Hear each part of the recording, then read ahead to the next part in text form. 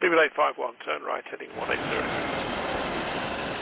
Order 14 Papa, turn right 245, report localizer established 27. The Airbus A320 aircraft has been involved in a new urgent safety notice that is impacting a fuel pump on the aircraft.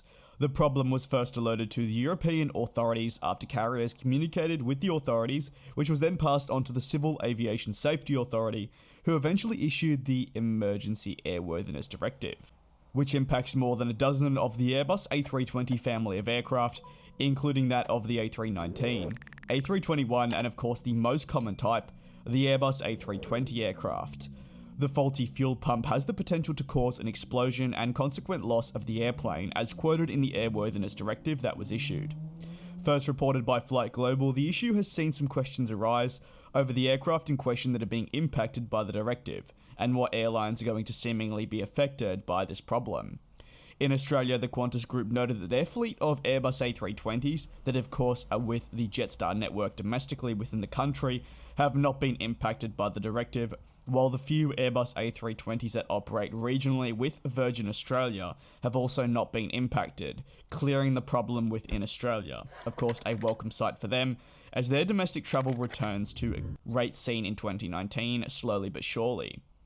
Airbus is addressing the current situation by making a list of all the parts that have been identified that will have been impacted by such problem. On top of this, the exact specifications on the fuel pump have also been provided to the airlines that need to check, and those that have seen their Airbus A320 family of aircraft impacted.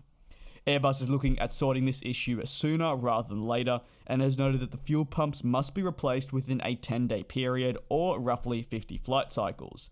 The notice came into effect in recent days, specifically on the 27th of April, meaning that by early next month, the replacements will have needed to be fitted, and providing all moves swimmingly, the issue will be rectified as soon as possible.